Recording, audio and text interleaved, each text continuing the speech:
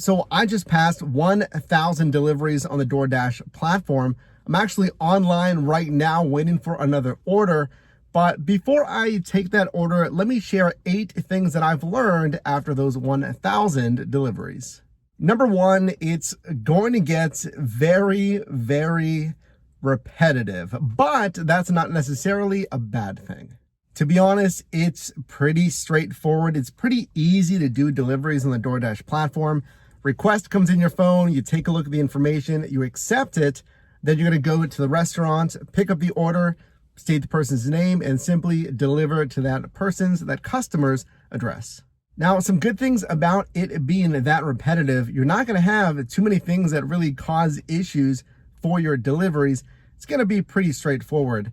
That means that you can see the request screen for the amount of money you can earn, and you can predictably know how much you're going to make during that hour or generally during that shift. Number 2, I have to hit you with realistic expectations. Doing over 1,000 deliveries, expect to earn between $11 and $13 or $14 per hour in gross earnings. Yes, I said gross earnings. That's before you have to pay taxes on your earnings from DoorDash. Now, I always advise if you can find earnings incentives, a per delivery bonus on DoorDash, you should try to deliver during those time slots. Well, number 3, it's not exactly easy to get those time slots. DoorDash works in 2 different ways, either a Dash Now feature, which I'm driving right now here in La Jolla, California, where you can simply just go online in high demand areas in the market. The second option is scheduled dashes. You go into the Dasher app and you see which shifts are available to drive. Now, you'll be able to see those available time slots 5 days out from the current day. But here's a pro tip. If you deliver enough deliveries in the prior week with a high enough rating, you can get what's called early access. Early access allows you to schedule those dashes now 6 days in advance, giving you a leg up. Now, the criteria to qualify for early access does vary based on market and, of course, may change.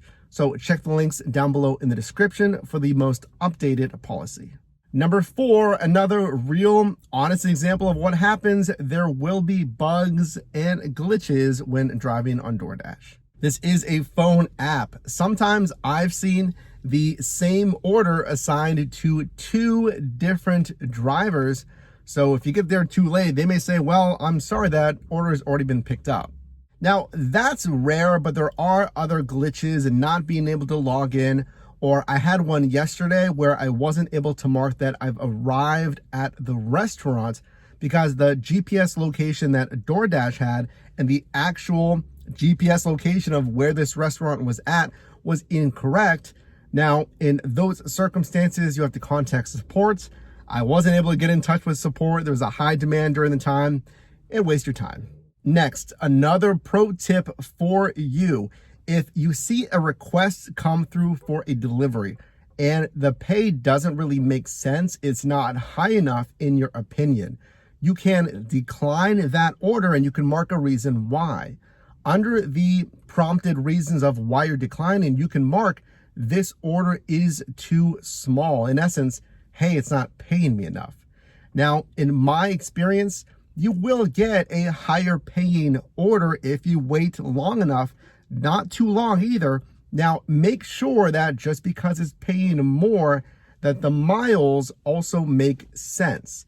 Now, in general, you may see you're getting paid $1 for every 1 mile driven, and make sure that you know you can write off those miles come tax time. So make sure to check that higher paying order that comes through, that it still makes sense numbers wise. Number 6, do not obsess on verifying each and every item in that order. And let me explain what I mean. You're going to find that if you obsess on verifying each little item is in there, and if it's the exact item that the customer ordered, you're going to find yourself rummaging through their order. It's not going to be time efficient. It may mess up the presentation of the food. You're going to find it's a waste of time. Number 7, keep in mind that customer service from you does now matter on DoorDash. your customers will rate you and can leave a tip after you deliver the order. Now, this is different from really months ago on the DoorDash platform. Customers could only tip beforehand, but now keep in mind that your promptness, good communication now does matter, because that could mean a higher tip. And number 8, know that different segments in your marketplace are going to be different to deliver in. What I mean by that is different segments may have more housing. Different segments may have more apartments in that segment of the marketplace. So that could be the difference in navigating larger apartment complexes, having to find the exact apartment versus simply pulling up to a residential home. And going along with that, at least in my opinion, one segment of the marketplace it may not be worth it to drive in is downtown. Downtown segments of the marketplace, if you're driving a vehicle, can be really difficult when it comes to parking. If you're using a scooter, a bike, if you're delivering on foot, which you can do, or a motorcycle, that most likely will be significantly easier than trying to jostle the traffic, pedestrians, etc., and ultimately trying to find a parking spot just to do not only the pickup, but drop off downtown. And hey, a few bonus tips for you guys. Number 1, pizza bags will definitely help you out. The delivery bags that you get from these companies, it's good for single orders, but they're not going to fit larger pizzas.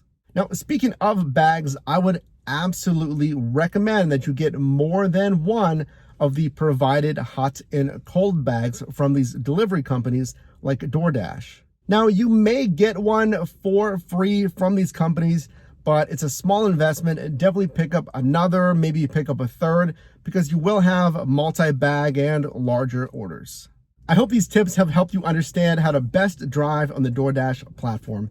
And if you'd like even more tips and tricks, make sure to click or tap the screen now and watch these videos about driving with DoorDash.